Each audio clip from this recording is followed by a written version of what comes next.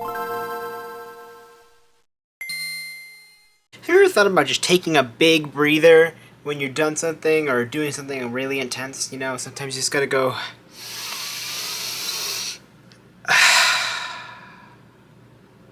Pretty nice, isn't it? Anyways, hello everybody, this is That Manga Dude, and welcome to another good old-fashioned FVI. This is the show, also known as First Volume Impressions, where I talk about first volumes, I talk about one-shots, and I give you a pretty decent, pretty in-depth review. Not as in-depth as some of my main series reviews, but these are still more reviewed than I do during my reading log. So I'm going to be talking about characters, I'm going to be talking about story, I'm going to be talking about art, and I have 4 pretty awesome series that I'm going to be talking about today. And all very different, to say the least, so I'm really excited to get into it. But yeah, let's get started right now. Okay, so our first volume for the FVI of July 2024, we have ourselves a series that were originally released in Square Enix's Gangan Online, or Gangan Online, which is their online platform, on May 2018, and that is Tsumuji Yoshimura series, Just Like Mona Lisa. Alright, let's talk about who worked on this really quick. So we have translator is Leo McDonough, letterer is Asher Caswell, cover designer is Jules Bird, and editor is Jennifer Sherman.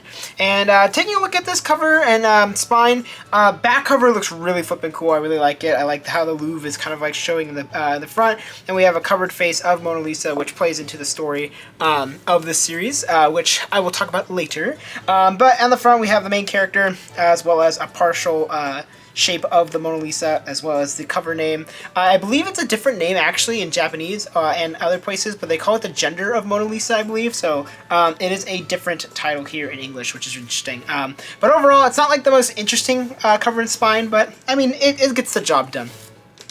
Alright, now talking about the characters. Let's get into the characters. We have 3 of them that I'm going to be talking about. First off, we have Hinase. This is the main character here. A quiet person who's currently struggling with their identity and now their relationships with their best friends. I find their characterization to be really realistic, and I really appreciate the nuance and care that is taken in creating their experiences throughout this volume. And what I mean by that is that a lot of the experiences that they have, even though this is a fictional world, they do feel like they are grounded and are relatable for anybody who is struggling with their identity. I personally am not, but I have heard a variety of stories from friends about gender dysphoria, I think it's what it's called, as well as just struggling with their identity in general, and whether they confine to the binary gender spectrum. So yeah, I think I really like Hinase as a character. I think they're going to be able to grow quite a bit, and we're going to be able to see their growth and learning about themselves specifically throughout this entire series. Now, going into the other characters, we have Ritsu. Ritsu is Hinase's female best friend. They are childhood friends, and Ritsu is bubbly, kind, caring, very much like the, I would say, like the extrovert of the group, but has feelings for our main character Hinase because of something that occurred during their childhood. Yeah, she's adorable. I think she's cute, and I kind of like her character, especially with her being like the opposite of the other main interest here, who is Shiori. That's Hinase's male best friend. He's a quieter guy. He's very caring and observant. He's really always paying attention to what's going on, and yeah, making sure that Hinase is okay. I will say though, there is a couple of things that he does throughout the first volume that will, I think, is very normal for someone who's in high school, who's not truly understanding what someone is going through specifically, and I think is really pushing hard for what they want. So being selfish in a way, but not necessarily, I think, in a malicious way. I think it's more in like a way that they just don't understand. So overall, I like the characters a lot. I like how they interact with one another. I should have pictures of them. Let's see. I'm gonna have them appear right.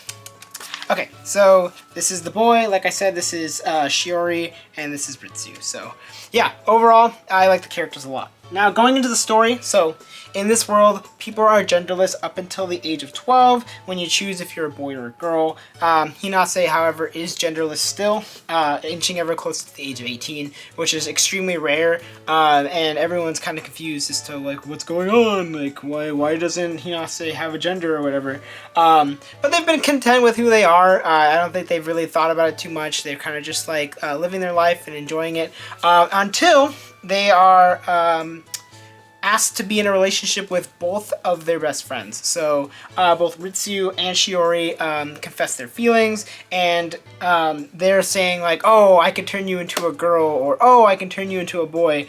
And it's got Hinase all confused and just doesn't truly understand like why or what's going on specifically, and starting to think more about specifically their identity. So it's kind of an interesting concept. I think I like how it's going about it, and like kind of being like almost like a parallel to like things that actually go on in real life specifically. Like I personally stick to the idea that gender is not binary.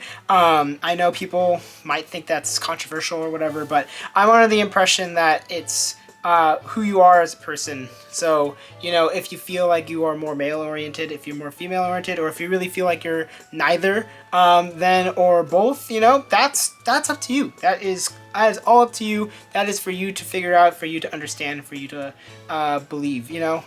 So for me, I personally identify as a male. So, or at least identify as a male. So. But anybody can identify as whatever they like. I am not going to judge them for that. You know, if they're going to be happy with their choice, then let them be happy. I have nothing to say about that. And I think this series does a really good job of kind of showing like how society pressures people into being one of the two binary genders.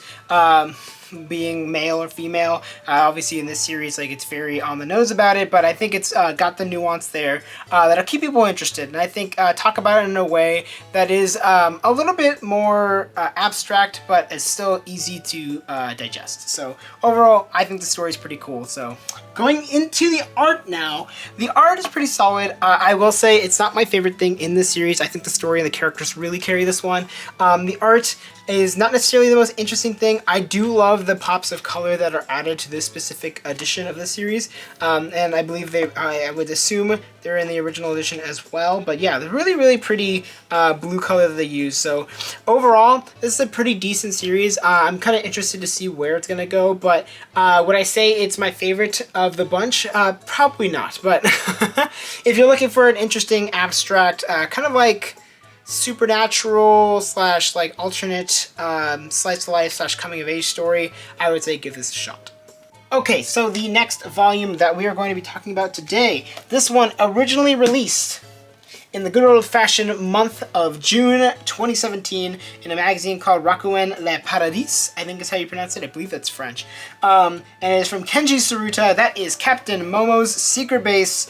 This is, yeah, I'm really excited to talk about this one. So let's talk about who worked on this. We have editor is Carl Gustav Horn, designer is Mei Hijikuro, and digital art technician is Allison Haller. So let's talk about this cover and spine because it is beautiful.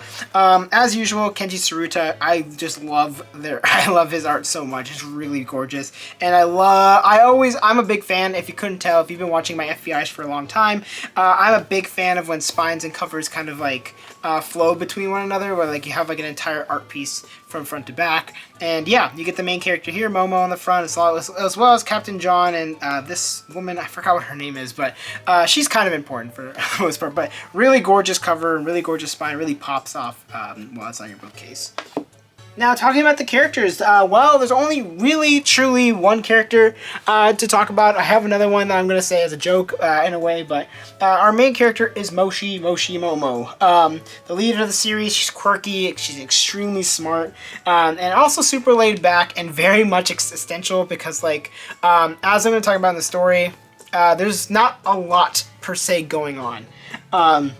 But I just love how, like, weird her character is. She's just so odd, so strange, and kind of, like, almost to a fault, because she does get in trouble from here and there because of her silliness, but I do actually like her character. I think it's one of those characters that's kind of, like, interesting to see what she's gonna do next kind of thing. And yeah, I think she's a very, very good main character, especially for this specific series. And then I'm gonna mention Officer John. He is the cat. Yeah, he's a cat. Alright, going into the story. So, follows the story of Captain Momo, as the name suggests. She's the captain of a cargo ship that travels through space. So she's just kind of trying to deliver goods here and there. It follows her day to day, or at least whenever she puts stuff into her journal. So, usually she's just kind of doing whatever throughout the ship. Some excerpts include, like she's running out of oxygen, needs to figure out something. So she's running out of like certain like electricity, and she needs power to do this. So what is she gonna do? Or I'm gonna go find like this book and try to read it or whatever. So stuff like that. So it's very slice of life, weirdly enough, but very much like kind of quiet, isolated slice of life. It's like only her and the cat, and occasionally the random lady, like I said, who's on the screen. So it's a really weird story, kind of an interesting read as well. I do like how everything kind of is building out the world as we go through the chapters. There's like little bits and pieces about what's going on, why she's doing what she's doing, how long she's been doing it, and stuff like that, and how this world kind of works. So I really like how that's incorporated throughout the story. So overall, story is pretty decent. It's not my favorite thing. I know I'm going to say that often, but I think it's a decent enough story. And then when it comes to the art, it's fantastic as usual for Kenji Tsuruta. If you've ever read a Kenji Tsuruta work, or if you've never read it, you really should. Emanon is fantastic, and so is Wandering Island. Beautiful backgrounds, lovely color pages, love the character designs, the compositions are always great. And I can't show you almost any of it because she is completely naked in almost this entire volume, so I can only show you the cover. But believe me, it's really good art. And no, I'm not just saying that because she's naked. So just so you know, yeah, very much this is for adults only, or for people who have gotten the permission of their parents to read this, because yeah, there is a lot of nudity. It depends on how you view nudity, but yeah, for me, it's just like, I don't know. I've never seen it as necessarily a negative thing, but I don't think it's done in this specific series as objectifying or sexualizing this character. So overall, this was a pretty interesting volume. I almost decided to flip through it. Can't do that. But yeah, overall, I really liked it. I think it's not my favorite Kenji Tsuruta work, but I do think it's an interesting look, especially for a sci-fi series, because he's never really done a sci-fi series in English. We've only gotten, at least not a true sci-fi series, that is. So yeah, very interesting, and can't wait to read the next one.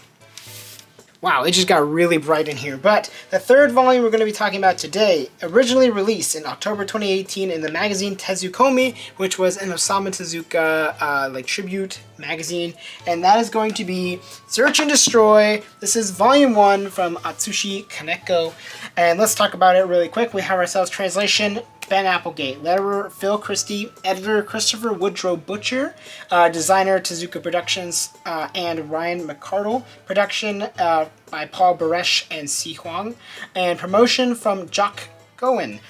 This one was really cool. I really wanted to have this, and I was super excited when it got announced. And now let's talk about this good old-fashioned spine and cover, because it is super flippin' cool. I love the choice of font they use, and I love how it goes into like the background. It looks great. I love the color choices. The yellow really pops on that black background. The backgrounds look awesome on this. It's just a really flippin' cool cover and spine.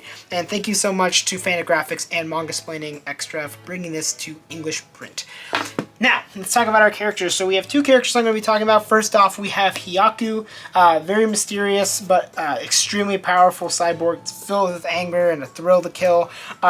She's clearly on a mission throughout this entire series, and I like her. I like hearing about her background, about her backstory as we go throughout the story. So you're really rooting for her because, yeah, she really got the short end of the stick, and that is a very nice way of putting it. And coming up next, we have ourselves Dororo, a thief who gets caught up in all of this mess, mostly because they kind of force themselves in with everything that Hyaku is doing. Loud, smart, and always looking for a way to make money. So I like who they are. I like how they're trying to assist Hyaku as much as possible, and I'm kind of curious as to how their relationship is going to develop. And I don't mean necessarily a romantic relationship. I'm just talking about like a friendship / co-worker / thing. I don't really know, but love the characters. I think the characters are great, and it's really easy to root for them throughout this entire volume.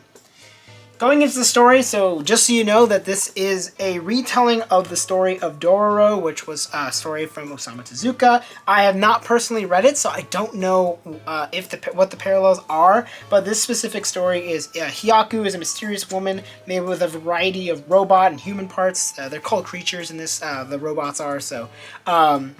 it's very interesting, and she's trying to get the human parts of her body back as they were taken away from her when she was young. I think she lost like 40-something parts, 40-something body parts, from a tongue to like arms to legs and various other pieces. So she's trying to basically build herself back together with now the assistance of Doro. So it's a really interesting story. I love the action. I love the way that the story is being told. We're getting a good mix of like current activities as well as flashbacks. The pacing is great, and just overall I think the story is just compelling. It's very interesting, and that's not even talking about the art. The art is super cool. It's just like really interesting mix, in my opinion, of Western and Eastern comics. Super cool to see like this kind of style, the really beautiful like artwork, and just like the super heavy lines with the really great like effect works. So good job on whoever translated this and whoever brought this over. I appreciate you so much. Ben Applegate and Phil Christie specifically. Phil Christie killed it with the lettering. The lettering is super flipping cool throughout this entire volume. So if you couldn't tell, I really love this volume. I thought it was really, really cool. I think the art is super interesting and super fun. I like the story a lot, and the characters are just really great. So if you really want a cool revenge story, you should definitely give this one a shot. I highly suggest it. And going into our final volume, we have ourselves a series, or I guess not a series, it's a one-volume series that originally released as a single tankobon. Yeah, just one tankobon. They didn't release it in any magazines. It just released alone in October of 2000, and that is Go-Go Monster from Taiyo Matsumoto. So yeah, let's talk about who worked on this really quick. We have translation from Camelia Nie. We have English adaptation from Annette Roman, touch-up art and lettering from Susan Deagle-Leach, design from Courtney Utt, and editor is Elizabeth Kawasaki. Let's talk about this release now. So this is a re-release of this series because we actually got this back in English a long time ago. Went out of print for a very long time, and people have been requesting it and wanting it to come back. And lo and behold, Viz blew us away with an extremely beautiful release of this. Like, it's a really nice hardcover, comes with a cool cardboard sleeve. As you can see here, it looks great. With an interesting cover. It's a hardcover, so that's always nice. And some really nice like paperwork, or like whatever this is called. The illustrations on the red looks really, really flipping cool. I love the motif that they went with. It's just a really interesting and bizarre looking cover, and yeah, just like the series is, to be honest. So let's talk about this story really quick. We have ourselves two characters I'm going to talk about. So we have Yuki Tachibana. He is the main character. He's extremely smart, but he's just really, really weird. Very much caught up in this world that he can supposedly see. There's this other side with all these creatures and monsters and stuff like that. And he's able to communicate with them, and he's kind of like always talking about them. So he's just a really odd character, and he's really just begins to struggle with who he is as a person, and as he's proceeding to grow up and kind of learning about the world, and maybe it isn't all that he thought it was cracked up to be. So really like his character. I think he's just written really well, and you just want to root for him and hope he, you know, is okay. So I love him a lot. I think there's something about how quirky and odd he is, and just how unabashed he is about it as well. Now, coming into the other character, we have ourselves Makoto. So Makoto, he's a new kid at Yuki's school, or at least one of the new kids. He ends up becoming friends with Yuki because they sit next to one another, and he's not as judgmental as some of the other students. A lot of the students are like telling like Yuki that he's a weirdo, he's like an idiot, he's stupid, he needs to shut up and stuff like that. And Makoto is just kind of like trying to learn and understand him, which I think is very different from his contemporaries. So I really love Makoto. I think it's important. I think he's really important to the story. He's much more grounded than Yuki is. And I think it's just interesting to see a character who's not really judging or as judgmental as, like I said, his peers, but like really trying to learn and understand why Yuki is the way that he is. So love the characters. I think they are really great. Now, going over the story, there's a lot to go into, so I'm going to try my best not to spoil too much about it, but it's kind of difficult, so here we go. So, strange happenings have always occurred at the elementary school that Yuki attends, and he believes that he can see creatures from another world that cause these things to happen. Being constantly shunned and made fun of by his classmates, Yuki enjoys spending time with the gardener at the school as he discusses his wild stories about the various creatures. Everything changes, however, as Yuki starts to lose the ability to communicate and see these creatures, causing him to suffer through somewhat of an identity crisis. My personal interpretation of the story is that it is an allegory of growing up and losing that childlike wonder that we all had. I'd like to mention something that I learned while I was in school. I took a class on adolescent art, or like teaching art teaching in adolescence, and specifically there was a specific article that was written where a doctor was speaking about how a lot of people fall out of art, and that usually happens at a young age. And specifically, it's because the way we view the world starts to become more realistic, and our drawing skills or our like art skills start to not be able to reflect that. So as a kid, you could draw a house, you know, with a square and a triangle, and people were like, "Oh, that looks so good." But as you start to get older, you start to realize that's not really what like my house looks like. My house is more nuanced than that. So they start to get a little discouraged. So you need to be able to encourage them for that. So what I love about this story specifically is how Yuki is struggling with growing up, just not being like his friends and not being like the other people around him, and only having like really truly one person, and eventually two people who understand and root for him, and being like, you know what, maybe you are right, maybe your childlike fantasies and wonders are real.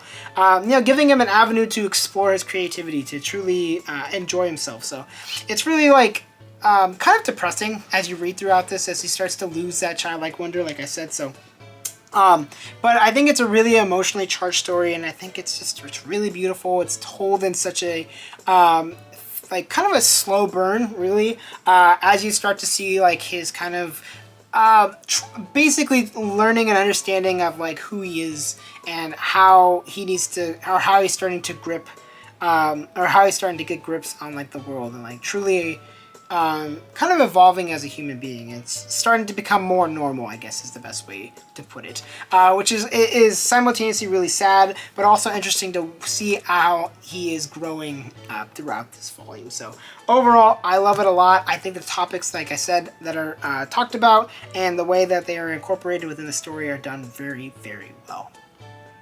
Now, the art. Okay, the art is very unique, and I think it is a style that I don't know if I can say that everyone is gonna like. It's very sketchy. It has a very unique style to it. There's a lot of like very interesting shapes, but man, there's some really good paneling, some beautiful backgrounds, and definitely some really smart character designs, and just overall, it just feels like Taiyo Matsumoto's having a fun time drawing these characters. Would I say like they're the most realistic? No. Would I say that they're very extremely stylized? Absolutely. Do I think that Taiyo Matsumoto is a bad artist? Absolutely not. You could tell that he truly understands the human form and the body and how it's built, because he's never really breaking the characters. Are they drawn a little awkwardly? Sure, maybe at some points, but I kind of like how that style it comes into play with the story. Like, a lot of the characters are drawn in a almost like a childlike way, but there's so much more nuance and like intelligence into it that Taiyo Matsumoto really shows how much he really knows about creating and drawing and about the human form and the human anatomy. So overall, this was a really fantastic read. If you like Taiyo Matsumoto, you gotta pick this up. This is an awesome release of it. And even if you don't, I'd say give it a shot. I know the art can be really difficult for some people, but I think the story is super good and definitely worth checking out at least once. Okay, so here we come into the final section. We have ourselves the 4 volumes I just reviewed, and going by my specific, great, wonderful, totally not normal and not consistent selection, I am going to put it like this. So, just like Mona Lisa, like I said, it wasn't my favorite. I kind of gave that away, so it's going to be at the bottom. Captain Momo's Secret Base was pretty good, but not as impactful as the other two. Go-Go Monster is number 2, and Search and Destroy Volume 1 definitely takes the number 1 spot for me for July 2024. It is so good, it's awesome, and just action-packed, and yeah, just wants you clamoring for more. So overall, yep, that's my final ratings. Let me ask you this question. Have you read any of these? Let me know what you think of them in the comments below. Or are you planning to read any of these? Which ones are you planning to read? Also, let me know in the comments below. And you know what to do. You can like, you can comment, you can subscribe. Those are all amazing things. I love it when you do that kind of stuff. It means a lot. And if you want to join the membership, there are now 3 tiers. I finally did it. There are 2 tiers that I've had for a long time, which was just a basic 99 cents to support, $2.99 or $1.99 in order to get videos a little bit early, and a new tier now that is going to have members only videos. The first members only video is officially out. It starts at $5 for the membership. I hope to have at least 2 videos out a month for the members only. The first video is going to be about the American Manga Awards and my particular nominations and who I think deserves to win, as well as some snubs for that specific manga awards. So definitely go give that a shot. It's awesome if you don't support, because supporting me enough just by watching videos, by subscribing and liking and doing all that kind of stuff means a hell of a lot. But if you're able to support through financial means, that is awesome too. You will get some cool videos for yourself. So that's gonna be it for this one. I will see you in the next video. Thanks to Reg C. Lee for being a member. Bye-bye.